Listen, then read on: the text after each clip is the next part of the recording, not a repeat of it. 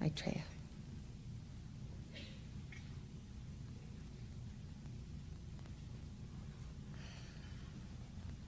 The Shakti, or consort of Manjushri in later Mahayana Buddhism, is none other than the Hindu goddess Sarasvati. In Hinduism, Sarasvati is the consort of Brahma, who is the first person of the Hindu Trinity, the Creator. Shakti means energy, power, or force.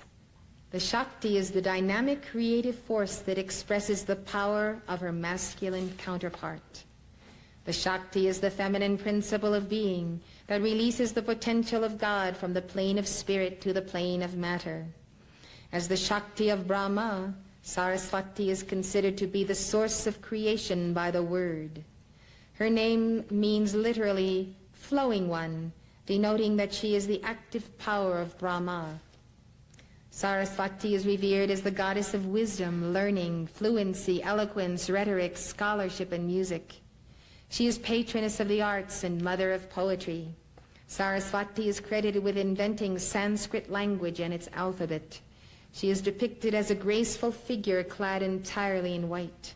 She holds a veena or lute, symbolizing the fine arts or all sounds, of which she is the source. She usually carries a rosary symbolizing the spiritual sciences and a book representing the secular sciences. The bija or seed syllable of Sarasvati is Aim. Her bija is given to acquire wisdom and the mastery and power over words and speech. Let us give Sarasvati's mantra, Om Aim Sarasvatye Namaha.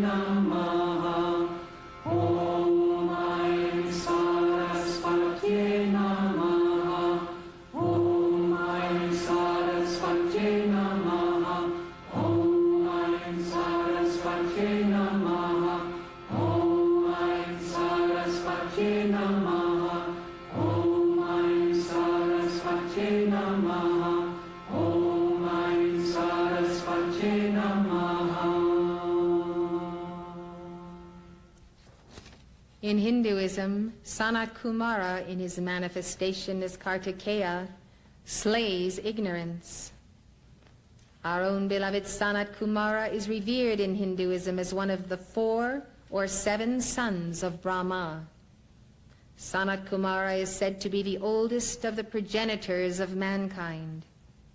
He also takes on the role of the god of war and commander-in-chief of the divine army of the gods in his manifestation as Kartikeya or Skanda. Some works also acclaim Kartikeya as the god of wisdom and learning. Legends say that Kartikeya was born specifically to slay the demon Taraka, who symbolizes the lower mind or ignorance. Kartikeya is often depicted holding a spear, representing illumination, which he uses to slay ignorance. He is also represented riding a peacock. The peacock and its variegated colors represent the ego with its pomp and grandeur. According to tradition, a demon whom Kartikeya defeated cried, "Your weapon has shattered my ego." So Sanat Kumara rides the peacock of each one of our egos. Sanat Kumara is also revered as a Vedic sage who figures in the Chandogya Upanishad and the Mahabharata. In the Mahabharata, Sanat Kumara brings us full circle with his teaching on ignorance. He repeats the theme we started with. Ignorance is blindness to the true nature of one's real self. Ignorance is blindness to the fact that you are one with Brahman, the Supreme God. Sanat Kumara calls the realization of one's identity with Brahman eternal vigilance. Eternal vigilance is the price of maintaining your conscious awareness of your identity with Brahman. In the Mahabharata, he teaches, the view of the learned is that ignorance is death. I hold the view that inadvertence, meaning inattention, is death, and eternal vigilance is immortality. When you think about inattention, it's the same word as ignorance. Ignoring something is not paying attention to it. It's being inattentive. Your teacher is teaching you, you're inattentive, you're looking around the room and out the window at the beautiful day and so forth. So this ignorance principle comes right back to the heart of Sanat Kumara. If you don't pay attention to your real self by eternal vigilance, eternally meditating upon wisdom, then you are in a state of inadvertence or inattention, and you will lose your immortality. Subtler than subtle, of excellent eyes, capable of looking into both the past and the future, Brahman is awake in every creature. Now we know why Gautama Buddha said, in answer to the question, who or what are you? He said, I am awake. What he meant was, Brahman is awake within me, therefore I am awake. They that know him know the universal Father who dwelleth in the heart of every created thing. He that knoweth him becometh both learned and full of joy. The Brahman knowing person is equal unto Brahman himself. And that is the conclusion of our lecture.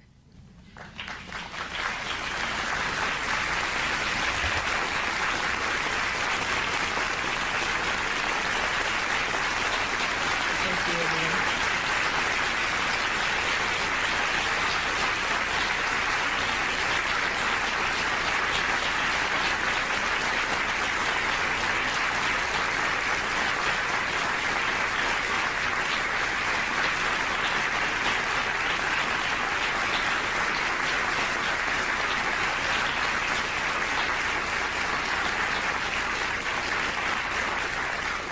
It's been a very special privilege to deliver this lecture to you.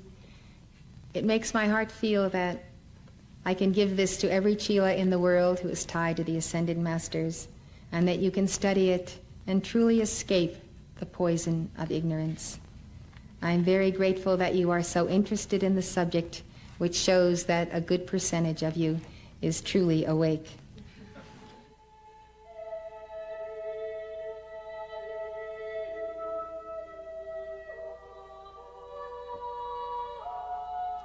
For more information, call toll-free 1-800-245-5445. The preceding program was presented by Summit University, Box 5000, Livingston, Montana, 59047 5000. If you'd like to know more, call this number or write this address.